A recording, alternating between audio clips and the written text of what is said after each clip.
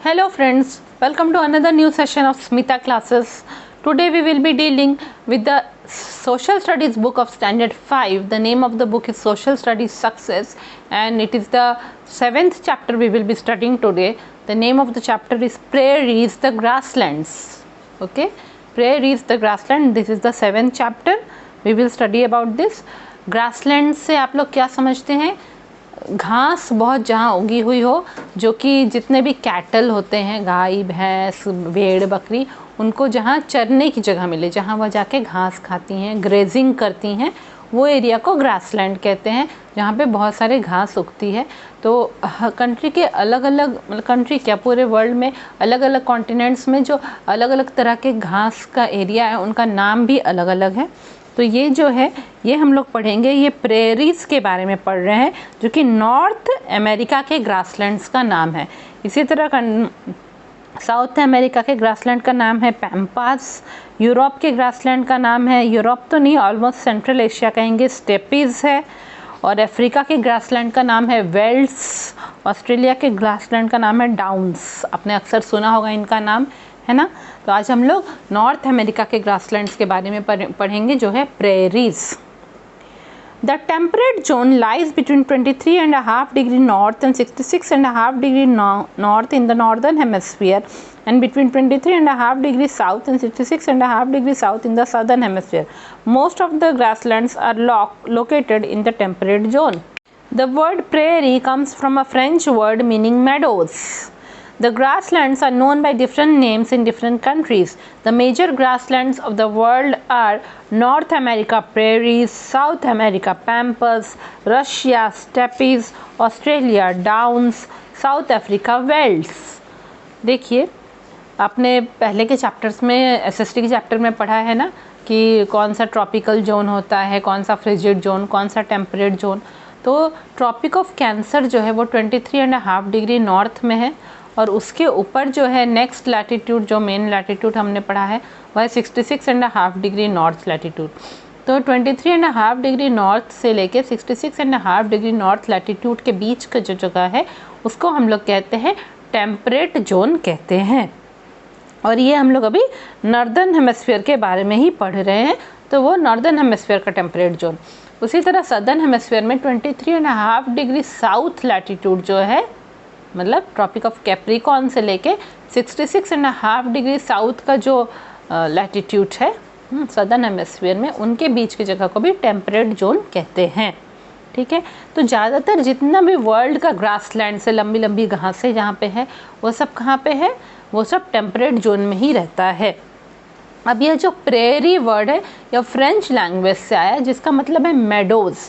Meadows क्या होता है? ज़्यादातर पहाड़ से नीचे उतरते वक्त जो ढलाव वाली जगह होती है, जहाँ बहुत घास उगती है और जंगली फूल उगते हैं, उनको मेडोज़ कहते हैं। तो ये प्रेरी वर्ड मेडोज़ से आया है। अब जो है, जितने भी घास के एरिया है ग्रासलैंड से, सबका अलग अलग नाम है। ज़्यादातर मेन ग्रासलैंड्स जो वर्ल्ड में है, उनके बारे में आपके बुक में डिस्कस किया गया है कि नॉर्थ अमेरिका का जो ग्रासलैंड है वो प्रेरीज है, साउथ अमेरिका का ग्रासलैंड पैम्पास है, रशिया का ग्रासलैंड को स्टेपीज बोलते हैं, ऑस्ट्रेलिया के ग्रासलैंड को डाउन्स बोलते हैं, और साउथ अफ्रीका के ग्रासलैंड को वेल्ड्स बोलते हैं।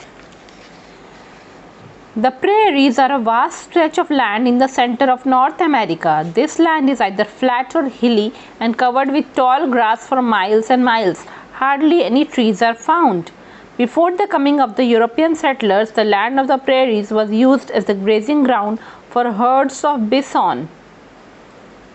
The bisons were mercilessly hunted, and today they are almost extinct. Climate: as prairies are located in the temperate zone, the winters are cold and summers are hot. Moderate rainfall occurs mostly in summer. There is an occasional rainfall and snowfall in winter. Prairies जो है वो vast stretch of land है, मतलब खुले खुले बड़े बड़े मैदान हैं। कहाँ पे? नॉर्थ अमेरिका के पूरे सेंटर में, उसके मिडिल वाले जगह पे है, खुले खुले मैदान है। वह मैदान जो है आइदर फ्लैट है पूरे, या फिर पहाड़ी एरिया में है। हाँ, पहाड़ी एरिया, हिली एरिया में वो मैदान है, और उनमें लंबी लंबी घासें सिर्फ उगी हैं, माइल्स से माइल्स तक, बहुत दूर दूर तक लंबी लंबे घासें उगी हुई हैं। और एक भी पेड़ नहीं पाए जाते, मतलब वहाँ सिर्फ घास ही उगती है। ठीक है, तो क्या है कि ये जो नॉर्थ अमेरिका में भी है ना, यूरोपियन लोग जाके सेटल हो गए थे। जैसे हमारे कंट्री में यूरोपियंस आके हमारे कंट्री को गुलाम बना लिए थे, उसी तरह अमेरिकन में भी, अमेरिका के एरिया में भी वो लोग किए थे। तो जो है यूरोपियन लोग जब वहाँ सेटल हुए थे, उसके पहले जो है ये प्रेरीज का जो ये लैंड है, ये घास का एरिया जो है, वो ग्रेजिंग ग्राउंड था फॉर हर्ड्स ऑफ बिसॉन। बिसॉन जो है एक तरह का जानवर होता है जो कि आप हम लोग बोल सकेंगे हम लोग का बफेलोस के जैसा है, इंडिया का बफेलोस के जैसा, ऑक्स के जैसा जानवर है बिसॉन। तो बिसॉन वहाँ पे घास चरते थे, उनके लिए ग्रेजिंग ग्राउंड था, वो लोग जाके वहाँ पे घास खाते थे फॉर हर्ड्स ऑफ बिसॉन। यानी बहुत बिसॉन के पूरे बड़े बड़े ग्रुप्स जो थे, बहुत सारे बिसॉन मिलके वहाँ पे जाके घास खाते थे। फिर जो है बिसॉन्स को ना मर्सीलेसली हंट किया गया, मतलब बिना दया के उनकी बहुत शिकार किया गया, उन्हें मारा गया, उनके स्किन को यूज़ किया गया। हाँ, और इसलिए ऑलमोस्ट एक्सटिंक्ट हो गया, अभी बिसॉन बहुत कम दिखाई देते हैं। अब प्रेरीज का ग्रास क्लाइमेट के बारे में बोलेंगे तो वहाँ वो टेम्परेट जोन में स्थित है प्रेरीज, है ना, इसलिए ठंड के समय वहाँ बहुत ठंड रहती है और गर्मी के समय बहुत गर्मी ही रहती है। ठीक है, और गर्मी के समय हल्की फुल्की बारिश भी वहाँ पे होती है, मॉडरेट रेनफॉल, और कभी कभी ऐसे भी रेनफॉल हो जाती है, ओकेजनल रेनफॉल बोलते हैं। और विंटर के समय में वहाँ पे स्नोफॉल भी होता है, जो कि आपका ट्रॉपिकल रीजन में नहीं होता है ना। Vegetation consists mainly of grass and a few trees. However, today vast areas of land have been cleared for agriculture. Soil is quite fertile. Water is available in plenty from the Mississippi and Missouri rivers. The main crops grown are wheat, maize, rye, oats, and barley. Prairies are called the wheat basket of the world, as farmers produce enough for the country and also for export. The farms are very huge, covering thousands of acres. The farmers live on the farm and call their homes homesteads. They are prosperous and have all modern comforts. अब vegetation की बात करें, मतलब वहाँ के पेड़ पौधों की बात करें, तो वहाँ पर मेनली ग्रास ही उगती है और पेड़ बहुत कम है, घास ही उगती है और पेड़ बहुत कम है। पर आज के समय में क्या किया गया है, प्रेरीज का बहुत ज़मीन को साफ़ कर दिया गया, घास पूरी खुदाई करके हटा दी गई है। क्यों? ताकि वहाँ खेती कर सके, एग्रीकल्चर कर सके, हाँ, इसलिए उसको क्लियर कर दिया गया है। और वहाँ की ज़मीन काफ़ी फर्टाइल है, ठीक है, और वहाँ पानी की भी कमी नहीं है, क्योंकि ऊपर हिल पहाड़ों से नदी बह के आ रही है, मिसिसिपी नदी और मिसौरी नदी जो है वह दोनों आ रही है, तो उससे काफ़ी पानी मिलता है, तो खेती करने में मुश्किल नहीं है। वहाँ पे जो मुख्य क्रॉप्स, मेन फसलें जो उगाई जाती हैं वह क्या है, वीट है, हाँ, गेहूँ हम लोग जानते हैं, मेज़ है, मक्का, राई तो आप लोग जानते ही हैं, राई होते हैं ना, सरसों के जैसे छोटे छोटे छोटे छोटे दाने होते हैं, खट्टे खट्टे हल्के लगते हैं, राई है। और वहाँ ओट्स भी उगाए जाते हैं और बार्ली भी उगाया जाता है। प्रेरीज का और एक नाम है, क्या नाम है, wheat basket of the world, है ना, गेहूँ की टोकरियाँ पूरी दुनिया की, वह है। क्यों? क्योंकि वहाँ के जो फार्मर्स है, किसान हैं, वो बहुत वीट उगाते हैं, इतना कि उनके कंट्री में भी यूज़ हो जाए और वो लोग दूसरे कंट्री को एक्सपोर्ट भी कर सके, दूसरे कंट्री को बेच भी सके। ठीक है, वहाँ के जो खेत है काफ़ी बड़े बड़े हैं और एकर्स ऑफ एकर्स लैंड में है। फार्मर्स जो है, किसान, वो उन्हीं खेतों के पास ही रहते हैं और अपने घरों को क्या कहते हैं, होम स्टेड्स कहते हैं।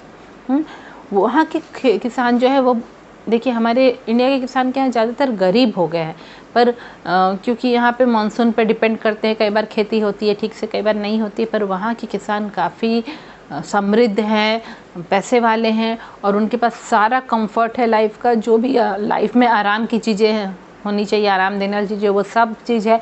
और वो लोग जो खेती भी करते हैं वो भी मॉडर्न मेथड से कर रहे हैं, तो उनको कुछ भी प्रॉब्लम वहाँ के किसानों को नहीं है, वो लोग समृद्ध हैं, हाँ, पैसों की कमी उनको नहीं है। All the work such as plowing, sowing, harvesting and threshing are done by the machines. Food grains are stored in big storage bins called silos. The western part of the prairies is hilly and the soil is not so fertile. Animals are reared on large open grasslands called ranches. They are reared for their meat and products like milk, butter, etc. Chicago is an important center for slaughtering animals. Big dairy farms have been developed. They have modern machines. Even milking is done by machines. ठीक है, तो उन खेतों में जो भी काम होता है, प्लॉइंग, प्लॉइंग क्या होता है, मिट्टी की खुदाई करते हैं ताकि मिट्टी में जो है हवा घुस जाए, पूरी मिट्टी को खुदाई करते हैं, प्लॉइंग है। सोइंग, बीज लगाना, हाँ, मिट्टी में बीज लगाना पौधों के लिए। हार्वेस्टिंग, जब पौधे उग जाए तो फसल को काटना हार्वेस्टिंग है। और थ्रेशिंग, फसल जो है, फसल के साथ क्या होता है, सूखी घास भी होती है ना, सूखी घास से जो फूड के ग्रेन्स है उनको अलग करना, वो सब थ्रेशिंग कहलाएगा। ठीक है, तो ये जितना भी काम है वहाँ पे ये सब मशीन से ही वहाँ के फार्मर्स करते हैं। और जो फूड ग्रेन्स निकल के आएगा, चावल के, वीट के, जो भी ग्रेन्स हैं, उनको बड़े बड़े कंटेनर में, वहाँ पे बड़े बड़े स्टोरेज बिन्स है, बिल्कुल आप फोटो में देख सकते हैं, पूरे घर जैसा, एक एक छोटा छोटा हट जैसा है, मेटल का बना हुआ, बिल्कुल बड़े बड़े स्टोरेज कंटेनर में उसको रखते हैं, जिसको सिलॉस बोलते हैं वो लोग, हैं SILOS, सिलॉस। अब प्रेरीज का जो वेस्टर्न पार्ट है ना, पश्चिम दिशा की तरफ उसका जो है, प्रेरीज का वेस्टर्न एरिया जो है वो बहुत ही हिली है, पहाड़ी एरिया है, और वो उतने फर्टाइल नहीं है, उपजाऊ नहीं है। हाँ, अब वहाँ पे एनिमल्स को भी पालते हैं, हाँ, एनिमल्स को पालते हैं। बड़ा बड़ा जो ये ग्रासलैंड का जो एरिया है, वो खेतों का, घास का जो एरिया है, तो बहुत बड़े बड़े एरिया में एनिमल का फार्म बनाया गया, एनिमल को रखा जाता है, पाला जाता है, इसको क्या कहते हैं, रैंचेस कहते हैं। अब एनिमल्स को क्यों ये लोग देखभाल करते हैं, क्यों पालते हैं, तो एनिमल से मीट लेने के लिए, गोट, शीप, ये सब का मीट खाने के लिए, गोट, शीप, और जो भी बर्ड्स होगा, टर्की की, कॉक, हैन, जो भी है, वो सब का मीट खाने के लिए। और काऊ, बफेलो, ये सब रखेंगे मिल्क के लिए, बटर के लिए, ये सब के लिए। ठीक है, शिकागो जो है वहाँ पास में एक इम्पॉर्टेंट जगह है फॉर स्लॉटरिंग एनिमल्स, मतलब कि जिन एनिमल्स से हमको मीट मिलेगा वहाँ पे, तो उन एनिमल्स की कटाई करने के लिए, हाँ, उन एनिमल्स को काटने के लिए, उनसे मीट निकालने के लिए, ये सब करने के लिए एक इम्पॉर्टेंट जगह वह क्या है, शिकागो है, हाँ, स्लॉटरिंग करने के लिए, एनिमल्स को काटने के लिए। ठीक है, बड़े बड़े डेयरी फार्म भी उन लोगों ने डेवलप करके रखे हुए हैं, जहाँ पे मिल्क निकाला जाता है, मिल्क को पैकेज किया जाता है, पहले पैस्चराइज किया जाता है, हाँ, पूरा गर्म किया जाता है, फिर उसको ठंडा करके पूरा पैकेट में बंद किया जाता है। इस तरह डेयरी फार्म्स भी बने हुए हैं। उन डेयरी फार्म्स में भी बहुत मॉडर्न मशीन लगे हुए हैं, यहाँ तक कि ये जो दूध जो गाय से निकालते हैं वो भी मशीन की मदद से वो लोग निकालते हैं। Milking is done by machines, हाँ, तो इसीलिए वहाँ के किसान बहुत ही समृद्ध है, क्योंकि उन लोगों को सब कुछ काम वो मशीन से कर रहे हैं। और वो लोग इरिगेशन के लिए मानसून पे भी डिपेंडेंट नहीं है, तो हर साल उनकी फसल काफ़ी अच्छी होती है, इसलिए वहाँ के किसान काफ़ी समृद्ध हैं और मॉडर्न टेक्निक्स यूज़ कर रहे हैं। तो ये हम लोगों ने प्रेरीज के बारे में पढ़ा और काफ़ी नई नई जानकारी हम लोग को जानने को मिली ना। प्रेरीज कहाँ के ग्रासलैंड को कहते हैं, नॉर्थ अमेरिका के ग्रासलैंड को कहते हैं। हर जगह का ग्रासलैंड ना अलग अलग तरीके का होता है, जैसे जैसे आप हायर क्लास में दूसरे जगह ग्रासलैंड के बारे में पढ़ेंगे तो सबका नेचर अलग अलग होता है। आई होप आपको ये चैप्टर बहुत क्लियर हो गया, पूरी अच्छी तरह से समझ में आ गया। ये 7th चैप्टर था, ऑलरेडी 6 चैप्टर्स हम लोग कर चुके हैं SST बुक क्लास 5 का, ये 7th चैप्टर हम लोगों ने किया है और जल्दी हम लोग इसको 8 चैप्टर 9 चैप्टर आगे आगे बढ़ते जाएंगे। अब जिन लोगों ने अभी तक नहीं सब्सक्राइब किया, फटाफट सब्सक्राइब कर लीजिए चैनल को, क्योंकि आगे आगे और भी वीडियोस आएंगे। अभी तो हम लोग SST maths, SST science, English ये सब कर रहे हैं और बहुत जल्दी मैथ्स के वीडियोस आना शुरू हो जाएंगे, क्योंकि बहुत लोग आप लोगों ने डिमांड किया है मैथ्स के वीडियो का। जैसे ही SST और इंग्लिश हम लोग ख़त्म करेंगे, फटाफट मैथ्स के वीडियो आने शुरू हो जाएंगे, जो कि आप लोग को बहुत ही क्लियर होगा, उसको समझने में आप लोग को बहुत आसानी होगी। ठीक है ना, तो जिन्होंने सब्सक्राइब नहीं किया अपने फ्रेंड्स को भी बोल दीजिए फटाफट सब्सक्राइब कर ले। Thank you.